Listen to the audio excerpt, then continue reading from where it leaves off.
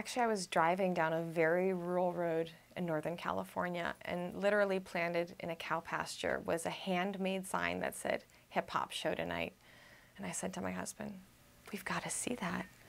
And so actually went to the effort to get a babysitter and went out to this hip hop show that was in a functions as a cafe during the day.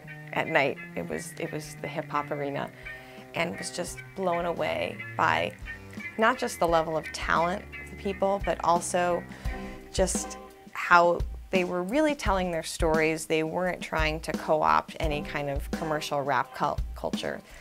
It became abundantly clear to me and my husband both that Franco, who ultimately is one of the lead characters in the film, was extremely talented, and his interest in winning Scribble Jam was really great fodder for a story.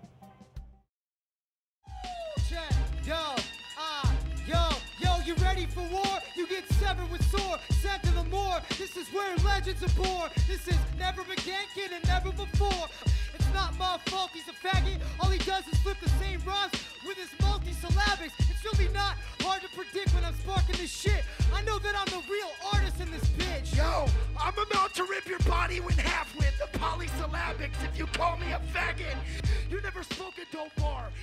As I started looking at rural hip-hop as a phenomenon, doing some research, I recognized that this is not just isolated in the Redwood Forest, that it's going on in other places in the country, and I thought it would make a well-rounded film to show it from different perspectives, so to speak, and was fortunate enough to meet the other characters, who I think also made for a pretty interesting documentary. What happened is I kind of put the word out there that I was looking for rural hip-hop artists, and at the time I was living in Montana and was talking to people all across the country, North Carolina, Tennessee, Kentucky, and spoke with a lot of really interesting hip-hop artists. But one of the things you're searching for when you're making a film is that the story has to have an arc. So it wasn't just, are they making interesting music? Do they live in a place that one wouldn't necessarily suspect hip-hop is happening? But is there something going on in their life? How is hip-hop affecting their world so that it will be interesting for somebody who maybe doesn't even care about hip-hop?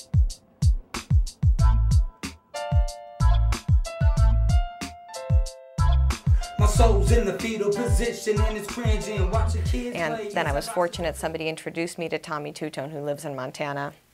Said, if you're making a film about hip-hop, you have to talk to him. And upon meeting him, it became clear that he was really invested in hip-hop, that hip-hop had already brought him through a lot of difficulties and challenges in his life, and that at that moment it was operating as a means of salvation for him, really. And then the same goes for Chris Murphy, who was the lead MC for 8-Track Mind. Heard one of their songs on a local radio station, and I called him up and found out that he was using hip-hop as a means of communicating about his dad, who he was estranged from.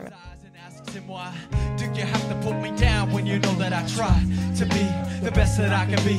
A father to the 3 children I never see, and I know that it hurts, Pops, when I look inside your eyes and realize your lost thoughts. You hardly recognize me from the day that you left us. I was 4'10", 6th grade, and the vast majority of people who came to see it were not hip-hop fans. They were people who just love film and who are curious about human nature. And although the lens for this film might be hip-hop, it really is more than anything else about humanity. It's about forgiveness. It's about the pursuit of something that seems somewhat intangible. It's about, you know, courage on many levels. So I think those are themes that resonate with people, whether they like hip-hop or not, and it was really encouraging to see that the audiences responded in such a way that I felt they got it. I was so fortunate to be working with incredibly talented people on this project, and the look of the film, which I feel like contributes to the overall impact of it as much as the story does, is really credited to the director of photography, Matthew Bazell, who he did the Luna documentary, which screened at Tribeca, and also the Elvis Costello doc, which was there couple of years ago.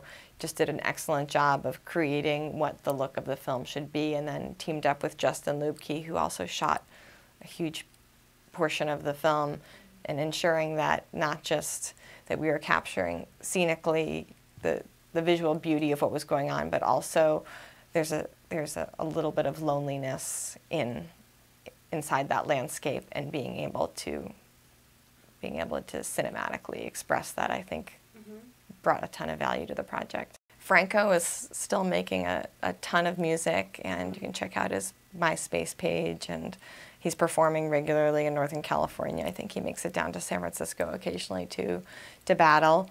And 8-Track Mind, who Chris Murphy's the MC for, they signed with a record label in Japan called Goon, and they just performed last weekend as well. Tommy Two-Tone was just let out of jail, and I got a letter from him, and he said he's been writing a ton of music. He thinks he's written some of the best music that he's ever done. So I really look forward to hearing that, and I hope he has an opportunity really soon to record it, because it's in him to do it.